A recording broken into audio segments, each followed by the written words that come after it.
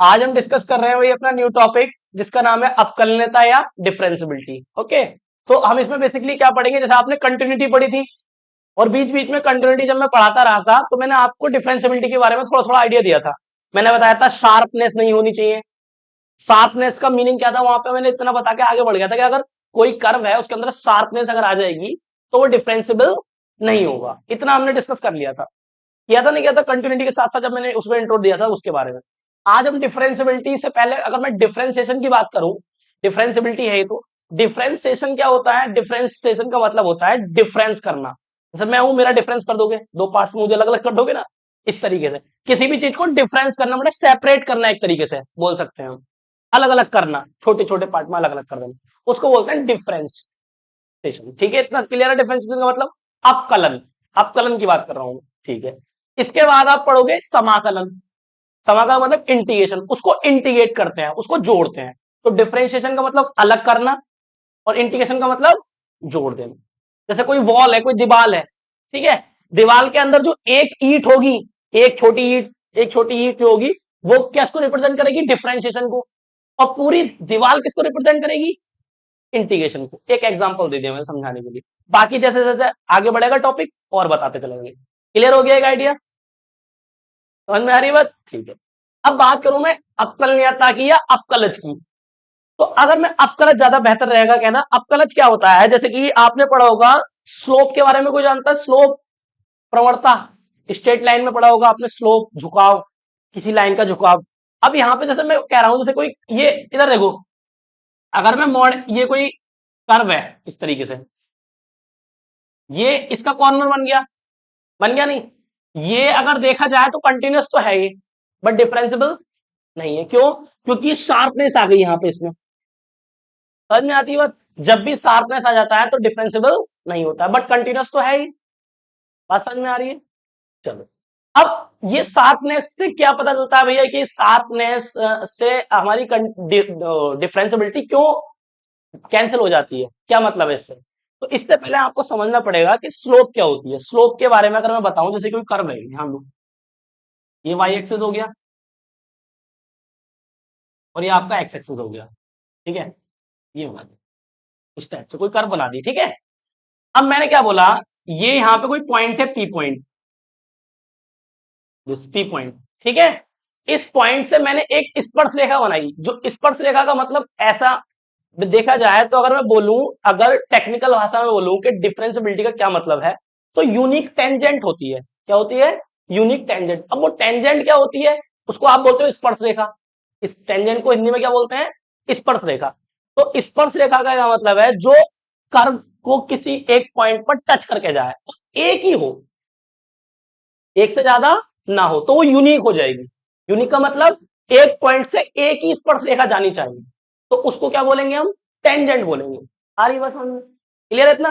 तो अब मैं इसकी बात करूं, इस पॉइंट की बात करूं, तो इससे एक लाइन जाएगी, बहुत सारी लाइन जा सकती है। ध्यान से देखो, मैं ऐसे ही बना सकता हूं, ऐसे ही बना सकता हूं, ये भी लाइन है, ये भी लाइन है ना? और मैं ऐसे ही बना सकता हूं, इसी पॉइंट से कितनी सारी लाइनें बना सकता हूं मैं? बहुत सारी लाइनें बना सकता हूं एक पॉइंट से। तो क्या ये टेंजेंट है? ये तो बहुत सारी लाइनें, ये स्पर्शरेखा कहलाएगी क्या? नहीं कहलाएगी। स्पर्शरेखा कौन सी कहलाएगी? जो एक पॉइंट से एक ही जा रही हो, उसको हम स्पर्शरेखा बोलेंगे, उसको टेंजेंट बोलेंगे। क्लियर हो रही है बात यहां तक? कोई दिक्कत तो नहीं है? अब अगर तुम ये पॉइंट है तो इस पॉइंट से सिर्फ एक ही लाइन तुम बना सकते हो, क्योंकि यहां पे कॉर्नर नहीं बन दिया। और जब कॉर्नर नहीं बन दिया तो आप इस तरीके से लाइन ही नहीं ड्रॉ कर सकते। कर सकते हो क्या? नहीं कर सकते ना? कॉर्नर में तो लाइन ड्रॉ करोगे। अब मैं लाइन स्पर्शरेखा बनाऊंगा जो इसको टच करके जाए, तो मैं ऐसे करके सीधी लाइन कह दूंगा तो खाली इसी को टच करके तो जाएगी ये। तो कर हटा दो, इतनी कर दो। प्रॉपर तो नहीं बन पा रहा है, एक जस्ट मिनट।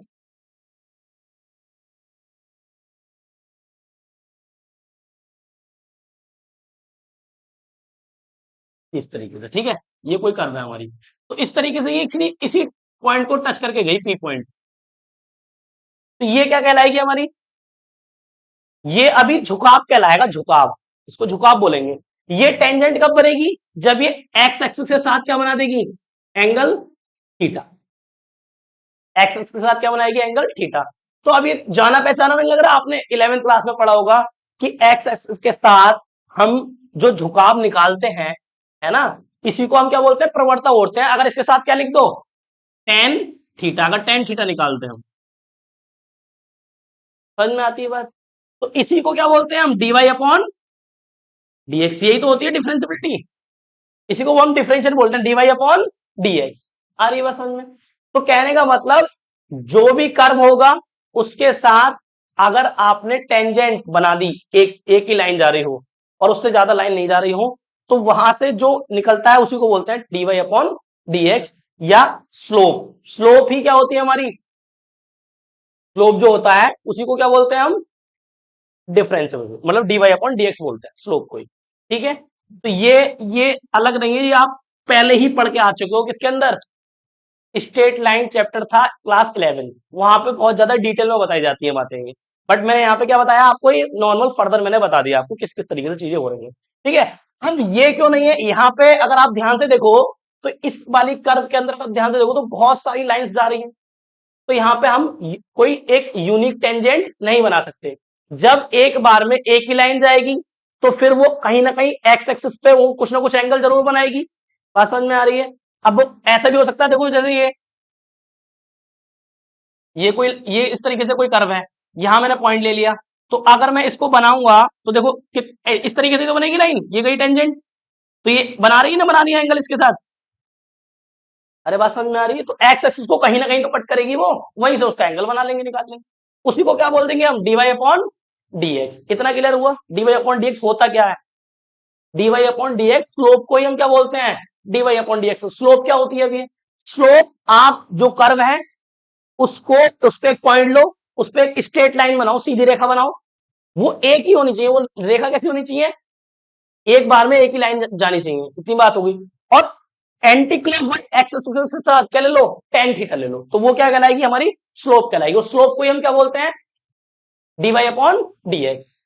आ रही है बात समझ में। इतना हुआ अभी बेसिक। तो इस कोड डायग्राम को बनाओ, अब थोड़ा सा और डिस्कस करेंगे। अब हाँ, एक नया डायग्राम बनाएंगे, इसको नोट करो पहले। हमने बता दिया भाई इसके अंदर कौन सी चीज क्या है। अगर मैं थीटा की बात करूं तो थीटा क्या है, पी बिंदु पर खींची गई स्पर्श रेखा का झुकाव है। जो पी बिंदु है ना, इस पे ये झुकाव जो हुआ है वो है। और एम बराबर टेन थीटा क्या होता है, वही टेंजेंट जिसको मैं बोल रहा हूँ स्पर्श रेखा या ढाल या प्रवणता, एक ही बात है। ठीक है, फलन, अब इसको ये जो कर्व है ना, इसको एफ एक्स बोल दिया मैंने, ये जो जा रहा था इस तरीके से, इसको क्या बोल दिया, एफ एक्स। एफ एक्स मतलब फंक्शन। तो एफ एक्स क्या है, बिंदु पी पर अपकलज। अपकलज को कैसे रिप्रेजेंट करते हैं, डीवाई अपॉन डीएक्स, या इसको एफ डैश एक्स भी लिख सकते हो आप। अपकलज का मतलब ये होता है, अपकलज, अपकलज जो लिखा हुआ है इसका मीनिंग है ये।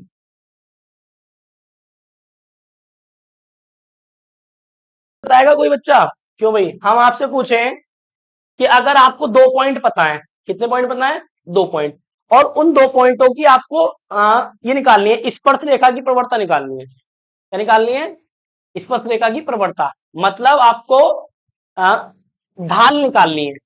ठीक है, स्पर्श रेखा की, कि ये कितना इसके साथ झुकाव हुआ है, ढाल का मतलब कितना झुका हुआ है। ठीक है, तो अगर मान लो दो पॉइंट दे दिए मैंने आपको, एक पॉइंट दे दिया मैंने क्या, x1 y1, और एक पॉइंट दे दिया x2 y2। तो अगर मैं तुमसे पूछूं ये इन दो पॉइंट, ये कोई पॉइंट होंगे इस लाइन में कहीं ना कहीं, तो कैसे निकालेंगे इसका ढाल या झुकाव इसकी, तो कैसे निकालेंगे, m बराबर y2 माइनस y1 और x2 माइनस x1। ये क्या निकाला हमने, प्रवणता निकाल दी। क्या निकाल दी, प्रवणता या ढाल। ठीक है भाई, प्रवणता मतलब स्लोप। तो अगर मान लो दो पॉइंट दिए हुए हैं मुझे, तो प्रवणता निकालना आसान है नहीं, कैसे निकालूंगा बताओ। मान लो सपोज एग्जांपल के लिए एक पॉइंट है मेरा 4,1, और एंड दूसरा पॉइंट कितना है मेरा 3,0, तो मैं इनकी क्या निकाल सकता हूं, प्रवणता मतलब ढाल निकाल सकता हूं। तो कैसे निकलेगी, m बराबर कैसे निकालेंगे, y2 माइनस y1 और x2 माइनस x1। ये x1 है, ये y1 है, ये x2 और ये y2। तो m बराबर कितना आ जाएगा बताओ जरा, y2 की वैल्यू रखो 0 माइनस 1, 1 कितना है ये, और x2 की वैल्यू रखो 3 माइनस 4। तो ये कितना आया, m बराबर ये -1 आ गया और ये माइनस के 1 आ गया, इससे ये कट गया, तो m बराबर कितना आ गया, तो स्लोप कितनी आ गई, 1 आ गई। मतलब ढाल, प्रवणता, एक ही बात होती है। समझ में आ रही है बात नहीं?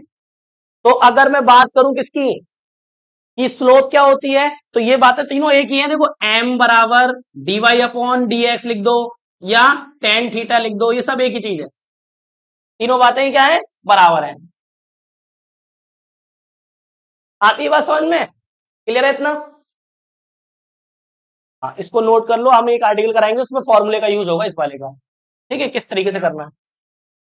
चलो चलो, चलिए भी स्टूडेंट्स, तो डिफरेंशियबिलिटी पे चर्चा करते हुए देखो दो डायग्राम लिए मैंने। हेलो, अगर आप ध्यान से देखोगे तो ये इसमें शार्पनेस है, ये जो कर्व आपको दिख रही है यहाँ पे, ये किसका है, ये मॉड एक्स का ग्राफ होता है। अगर ध्यान हो आपको तो मॉड एक्स का ग्राफ कहां से बनता है, बी शेप में बनता है ना।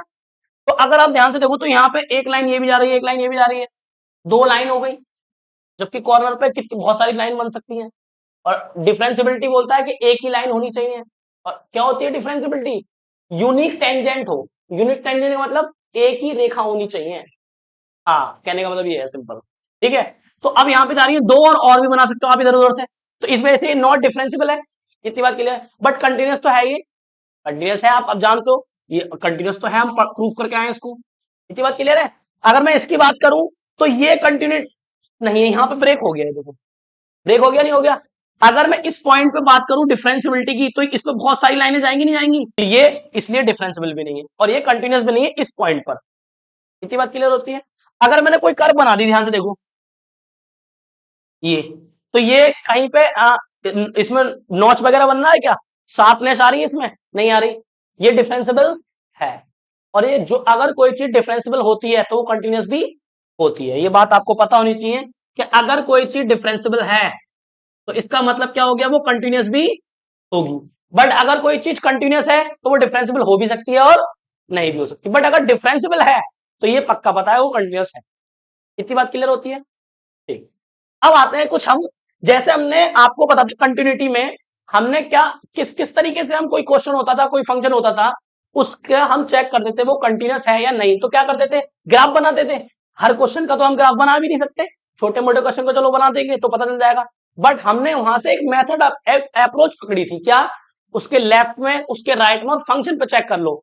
मतलब हमने बताया था आपको, आप राइट आगे भी जा सकते हो, पीछे भी जा सकते हो, बीच में भी जा सकते हो, इसका मतलब रास्ता साफ है, एकदम चल सकते हो आप।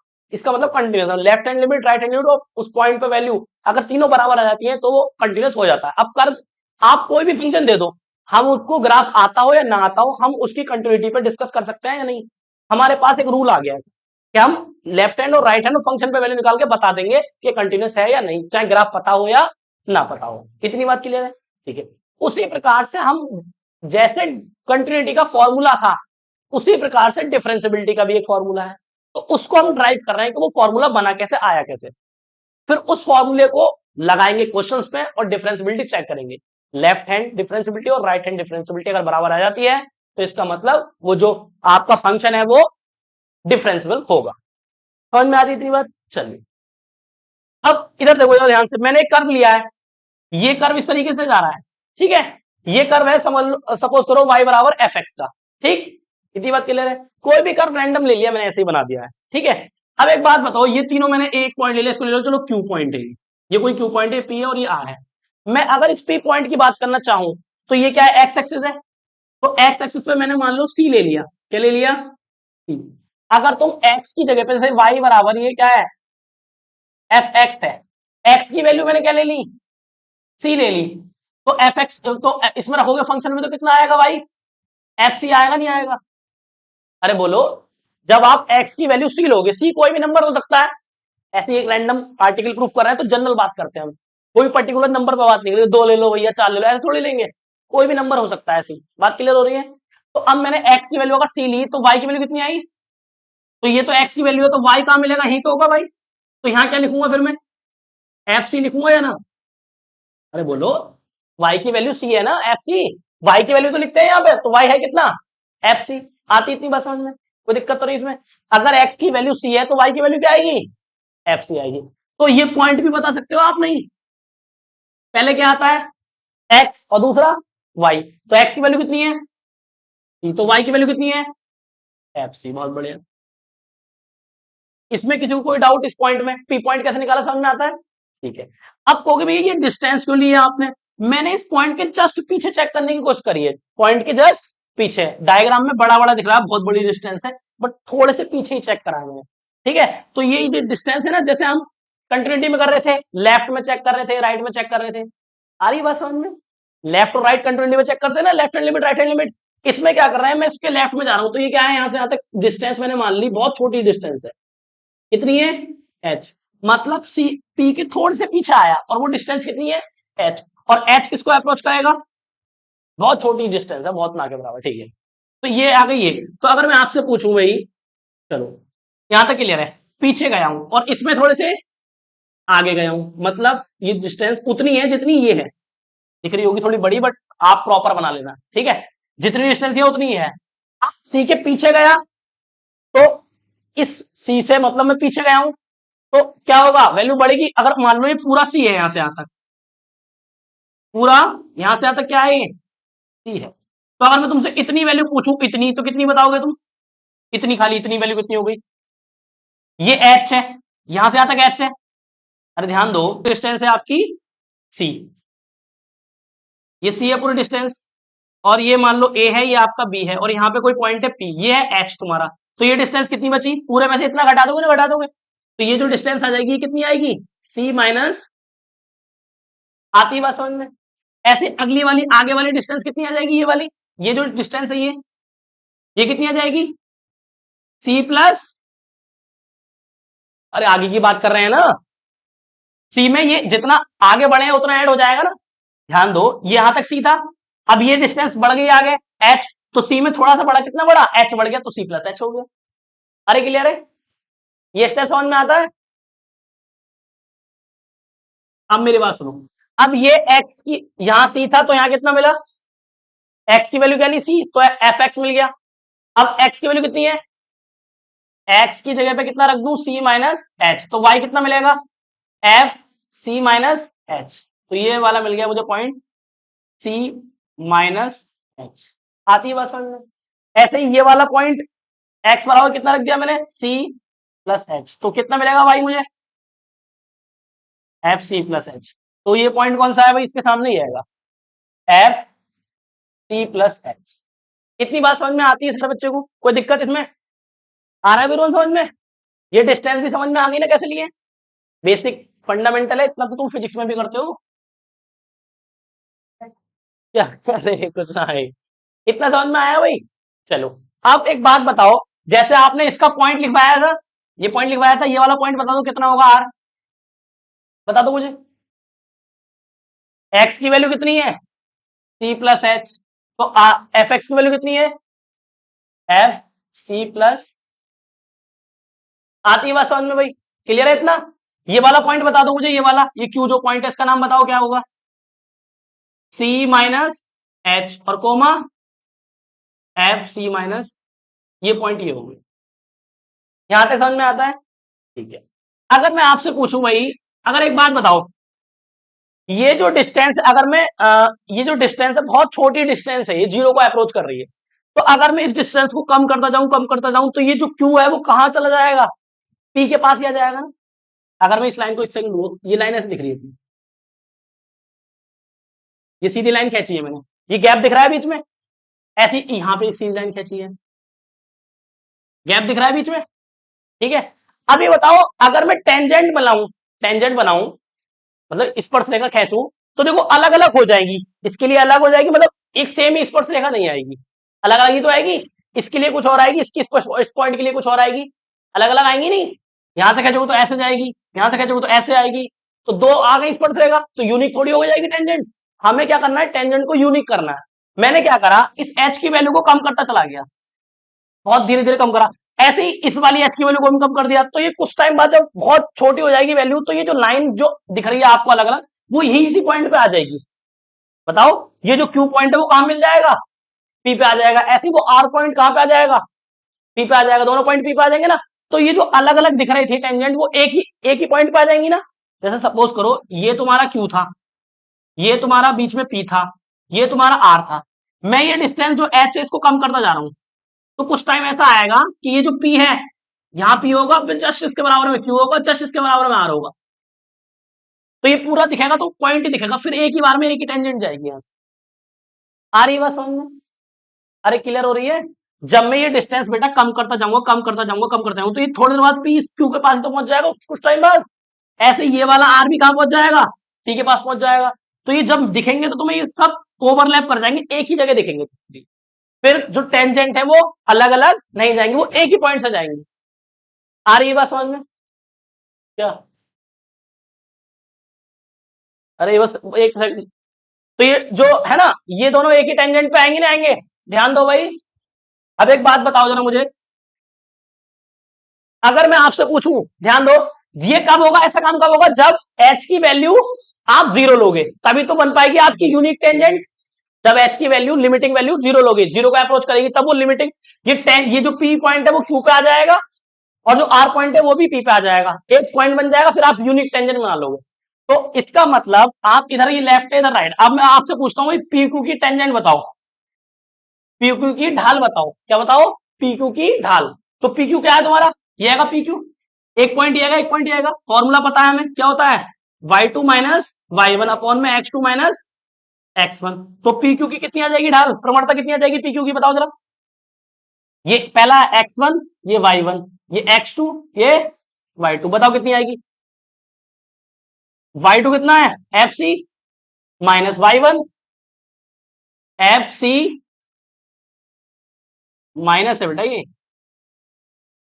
अरे आ रही है बस समझ में? अपॉन में x2 कितना है? सी माइनस, और x1 कितना है? C minus H. तो पी क्यू बराबर, तो इसको सॉल्व करो, एफ सी आ गया minus F C minus H हो जाएगा, और ये अंदर मल्टीप्लाई करोगे तो माइनस ये खत्म हो जाएगा, और कितना बचेगा? प्लस के एच। आ गई बात समझ में? तो ये वैल्यू आ गई किसकी? तुम्हारी। अब इसी प्रकार से मैं क्या निकालूं? पी क्यू निकाल दिया, अब क्या निकाल लूं? अरे ये निकालो, क्यू आर निकाल लो, क्यू, वो sorry, P R, sorry, P R निकाल लो। पी आर कैसे निकलेगा? फॉर्मूला आता ही है आपको, y2 माइनस y1 और x2 माइनस x1। तो जरा निकालो इसमें किसी को, चलो ध्यान दो उधर, इसको मान लिया मैंने x1, इसको मान लिया y1, इसको मान लिया x2, इसको मान लिया y2। लगा जरा फॉर्मूला पी आर का, कितना आएगा? y2 कितना है? F C plus H minus y1 F C upon में, ये कितना आएगा? x2 कितना है? सी प्लस एच माइनस, और ये कितना है? सी। तो क्या इससे ये कट जाएगा? इसका बेटा माइनस रहेगा शायद, ये कितना था? x2 माइनस x1 था ना। x2 कितना था मेरा? x1 y1 x2, है ना? ये पहले वाले में x1 y1 माना था, इसको x2 y2 माना था ना आपने। तो जरा वैल्यू रखना, x2 की कितनी थी वैल्यू? 3, और x1 कितना था मेरा? 3 - 1, माइनस का चिन्ह लग गया तो प्लस हो गया, है ना? चलो ठीक है, ठीक है, सही है, सही है। अब ये इसको माना x1, इसको माना, इसमें लगाया फॉर्मूला, कितना आया? P R F C plus H और माइनस एफ सी अपॉन में एच, ये आ गया।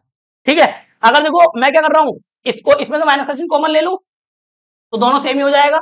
इसको माइनस का चिन्ह कॉमन लो तो क्या आएगा? एफ सी माइनस एच पहले आ जाएगा और ये बाद में आ जाएगा। और तो भैया माइनस कहां गया? वो माइनस मैंने नीचे लगा दिया। ठीक है, अगर ध्यान से देखोगे ये किसकी वैल्यू है? पी क्यू की, और ये किसकी वैल्यू है?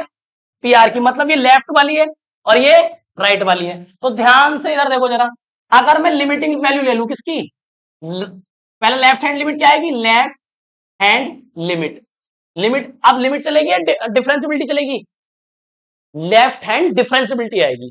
तो लेफ्ट हैंड डिफरेंशियबिलिटी क्या होगी बताओ? अभी आपने निकाली है, ये तो निकाली लेफ्ट में, पी क्यू तो निकला लेफ्ट में, तो मुझे लिमिट क्यों लेनी पड़ रही है? Limit H tending to 0। तो ये बच्चा बताएगा ये क्यों लिया है?